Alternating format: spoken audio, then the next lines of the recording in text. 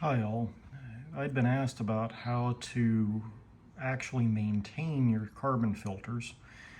And looking at the Ferrari service manual, it says that they need to be replaced on a program maintenance plan schedule.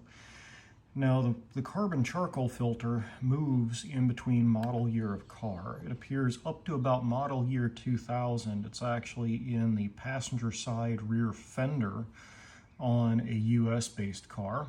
It still has the three standard connections, one for the tank, one for the airline, and one that goes back to the engine to actually burn the absorbed fuel off of the charcoal. But in 2000, it switches sides on the vehicle and has a slightly different shape. There's actually two ports. The large one that's on the canister is actually the fuel tank intake to the charcoal canister. The small one next to it goes back to the engine to burn the fuel off. And then the one shown here that's on the left-hand side all by itself is actually the air purge solenoid valve. When you're fueling your car, that valve is actually open and it is pushing the air out of the tank in through the big nozzle, and the gasoline vapors are actually absorbed in the canister while the fresh air is actually purged out. Once you get up and driving, that valve closes and the small port gets opened into the engine combustion chamber where it draws fuel in order to burn off everything in and regenerate the canister. The problem with one of these canisters is that it actually has a filter element in it to keep the charcoal from coming out and getting sucked into your engine or damaging that valve. Almost all emissions canisters are the same in their design, and this is actually from our Toyota's service manual. Instead of replacing it, they actually have you clean the filter in the canister after checking all the check valves on board are working correctly. So in this case, port C is the intake. Port B on our car actually goes back to the manifold, while port A goes to the intake. Our Supra is actually turbocharged, so when it's running under boost, there's a check valve that keeps air from pressurizing the canister through port A and then bypassing into port B. The bottom line on that canister is actually a purge in order to clean the filter. So the way they have you do this is after checking to make sure air flows through this the right way, they actually have you apply about 40 pounds of pressure, 43 psi in this case, or 3 kilograms of force per square centimeter, into port C, and then you blow it out of the purge line in the bottom. On the Ferrari canister, what I was doing was actually purging out of the port going back to the engine and the port that goes to local atmosphere one at a time. And that seemed to clear the air filter just like it does on the Toyotas. To start with, I can show you what this canister looks like more easily on the Supra than I can on the 360. So forgive the weird camera angles. Just got to get the hood prop put in on the old car. On the turbo motors, you actually need multiple purge lines to go in and out. This is actually the charcoal canister back here, intake line from the tank coming into the canister. You've got a line that goes out into the intake side of the turbos that's always under vacuum, and then the pressure line that goes to the intake on the other side of the engine. Normally on this car, it would end up drawing from this while you're idling and cruising around town and that manifold is under vacuum, but as soon as it goes under boost, it still continues to draw in without a check valve directly into the suction of the turbos. So this mostly would impact your ability to fuel the vehicle, and it's part of the standard maintenance procedure on these cars, oddly enough with exactly the same service interval as its stablemate over here.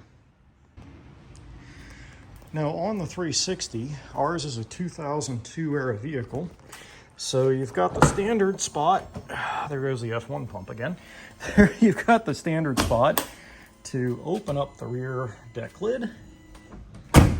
Forgive all the sticky trim in there, that still needs to be done in our car. And you have the charcoal canister hiding under the right hand side. So that gray connection you see in there is actually the line that goes to the engine to burn off the fuel.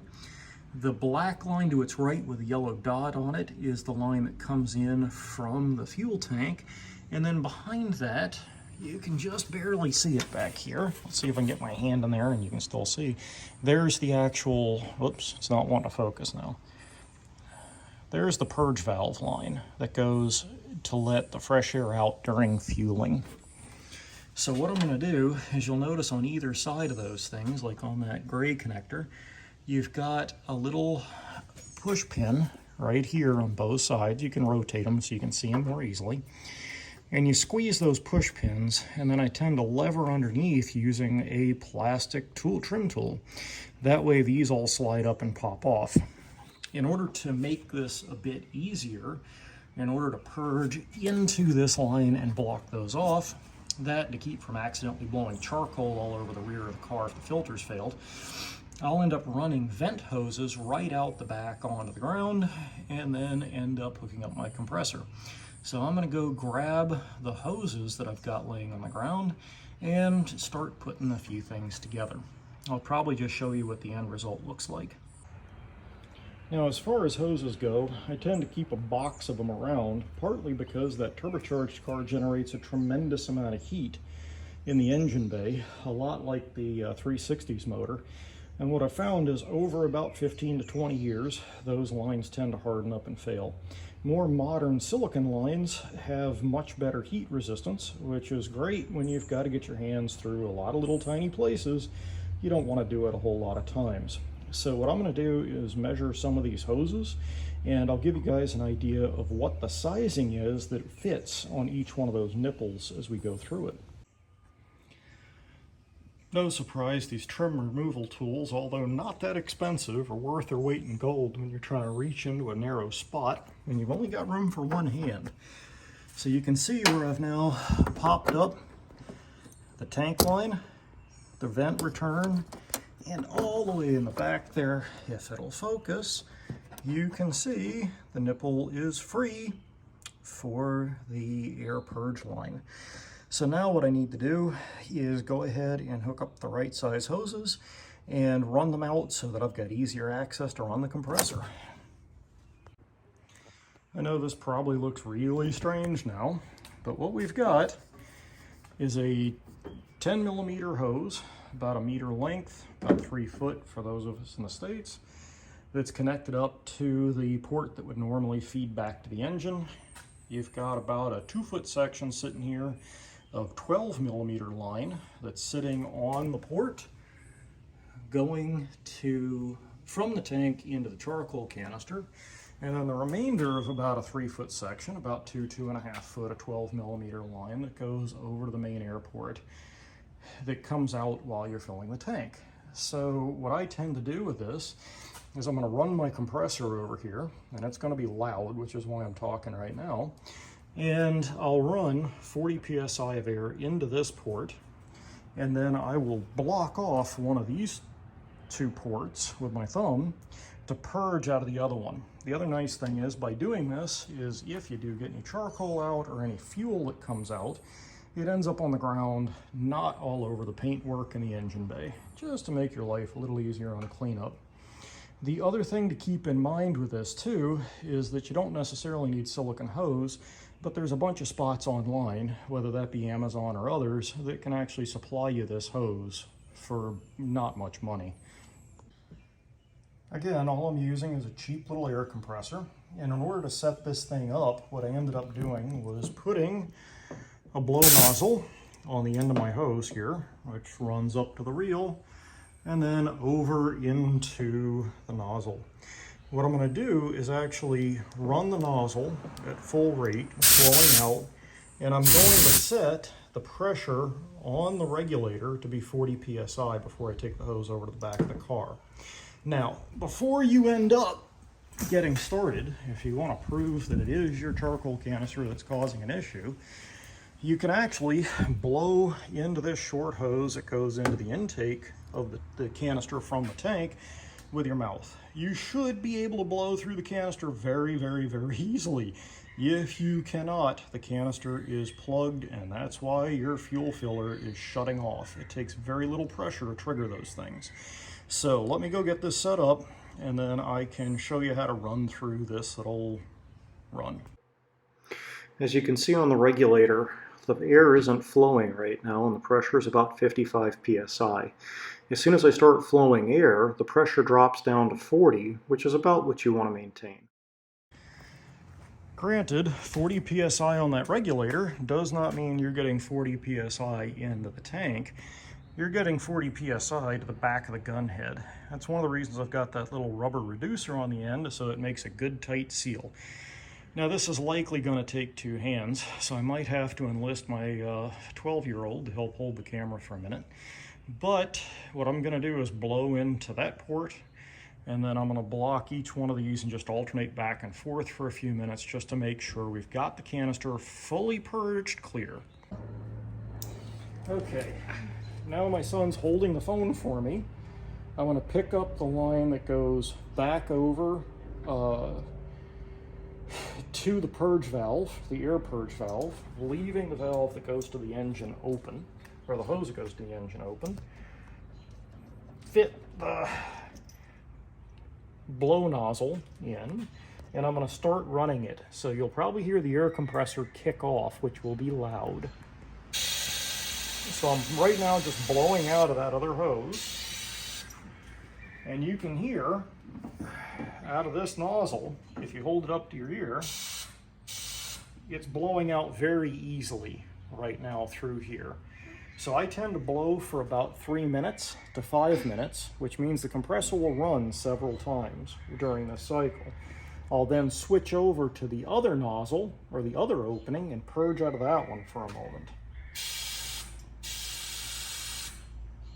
You can probably hear the air coming out of it. This is actually very low pressure in there. There goes the compressor. Scared me. I could tell. Good job of not dropping the phone. Now for the other one. Okay, so now we've gone through and purged out of this line for a minute or two. Now I'm going to purge out of the main tank vent and make sure that's clear. So thumb over the smaller line to block it, and then listen on the other one. And we've got really good airflow already on this one. So I'm going to let this run for a second and make sure that filter is totally clear. Now I tend to start and stop the blowing on this in order to kind of make sure that that fiberglass filter is thoroughly cleared out. Okay, so now we've blown through both hoses. We've got very little resistance left. If you want to make absolutely sure you've got the resistance as low as possible, you can actually blow into this hose and you should feel very little pressure but good air movement. So, fantastic flow out of both vents, this one especially, and you've got no air resistance. I would not recommend breathing in while holding that, or you're going to be sucking gasoline vapors in. So, next thing I'm going to do is reach under here. Andre, come on over. See if you can film in the hole. Will it focus in there? Hang on. There. Is it focused? Okay. So what I'm going to do is take one of my tools. I'm going to reach in and push underneath the hose while lifting, which is fairly hard to do with the camera sitting there. But you want to pull straight up so you don't put any additional stress on the connection. And it will be tight with that 12mm hose. Very. So I've now got a little bit of a gap under there I can push. So I'm going to stick my plastic tool underneath. And I'm going to lift up. It started to move there, that's why it slipped off. Okay, there's one of the 12mm hoses. That's the one for the tank vent. Now I'm going to go after the 10mm hose. How many are there again? 3 total. Oh, shoot. What a shoot. That's a lot. Well, not really. Now, You don't want to do what I just did, which is slam your hand in there because you missed the hose. There. There you 10 go. millimeter just came out. Now for the last one. Now for the last one, that's the furthest one back, which isn't that big a deal. So you're gonna need a longer one. No, I'm going to need a longer arm. It's just the same arm I always use, and it's off. Just by rocking the hose in a circle, it'll come off. Now, Andre, keep filming in here, please. What you're going to do is reach all the way into the back, and you are going to see the old connection. So I'm going to move these two out of the way for now so you can see back there. And if you reach back, you'll feel the other connection. Set it on top of the fitting. This is the air vent, and push down till you hear a click. Pretty good, right? Yeah. Now, the next one that goes on is the 10 millimeter. I'm just working my way from furthest on the fender out. Set that on, push it down till you hear a click. Now the last one. This one's a little bit stiffer. This goes back to the tank. You got to pick it up and over and set it on, then push down till you hear it click. If they don't click into place, you're going to set a check engine light because your car is going to realize your emission system is open. That's as hard as it is to actually go through and fix and maintain the Ferrari's charcoal canister.